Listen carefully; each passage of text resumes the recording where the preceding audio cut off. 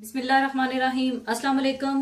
आज मैं आपको पिज्जे का डो बनाना सिखाऊंगी। तो इसके लिए जो चीजें चाहिए वो नोट कर लें। मैदा 1 किलो, दूध 1 कप जो कि हल्का गर्म होना चाहिए और नीम गर्म पानी भी चाहिए होगा।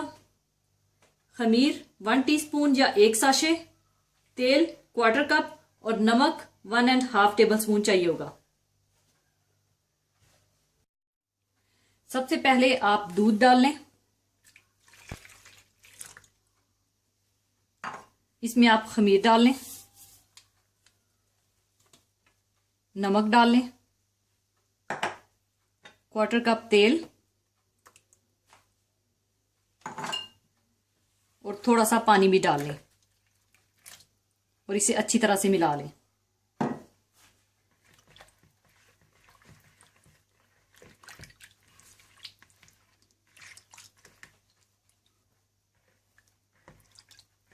इसके बाद आप इसमें मैदा डाल लें।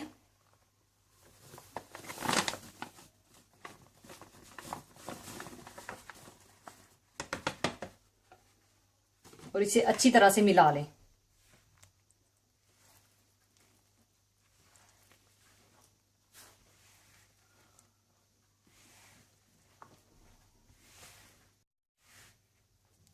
अच्छी तरह मिलाने के बाद आप इसमें थोड़ा थोड़ा करके पानी डाल लें और इसे अच्छी तरह से गूंद लें।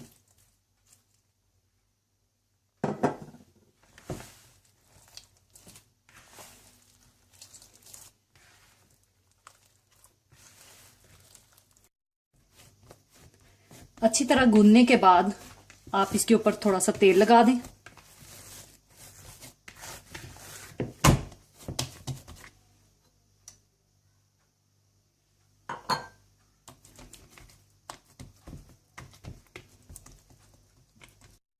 इसके बाद आप किसी प्लास्टिक की थैली के साथ इसे कवर करके रख दें और 2 घंटे के लिए इसे राइज होने के लिए छोड़ दें।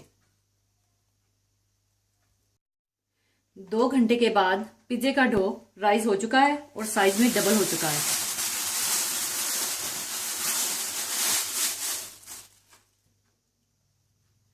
अब आप इस पिज्जा डो के साथ किसी किस्म का भी पिज्जा बना सकते हैं। और जाने से पहले मैं आपके साथ एक बहुत ही खूबसूरत हदीसे पाक शेयर करना चाहूंगी। हदीसे पाक इस तरह से है। हजरत अब्दुल्ला बिन मसूद रजी अल्लाह ताला अन्हो से रवायत है कि रसूलुल्लाह सल्लल्लाहु अलैहि वसल्लम ने फरमाया, वो शख्स जन्नत में दाखिल ना होगा जिसके दिल में जरा बराबर भी तकब्बुर होगा। एक शख्स ने अर्ज किया कि आदमी पसंद करता है कि इसका कपड़ा अच्छा हो, इसका जूता अच्छा हो। आप सल्लल्लाहु अलैहि वसल्लम ने फरमाया, अल्लाह जमील है और जमाल को पसंद करता है। तकब्बुर तो हक के मुकाबले में इतराने और लोगों को हकीर समझने का नाम है। यानी इस हदीस से ये बात मालूम हुई कि जायज हद के अंदर लिबास में, रहाइश में, ज़ेबाइश में खूबसूरती और नफासत इख्तियार करना और अपने जी को खुश करना दीन के खिलाफ नहीं है। अलबत्ता अगर ये सब कुछ लोगों के सामने बड़ा बनने के लिए और दूसरों को हकीर जानते हुए किया जाए तो ये तकब्बुर और गरूर है और इसका नतीजा अच्छा नहीं। किसी ने खूब कहा है, आराइश भी जायज, आसाइश भी जायज, ज़ेबाइश भी जायज, नुमाइश नाजायज। अल्लाह हम सबको महफूज रखे, आमीन। इसी के साथ मैं आपसे इजाजत चाहूंगी। अपना बहुत ख्याल रखिएगा, दुआओं में याद रखिएगा। अल्लाह हाफिज।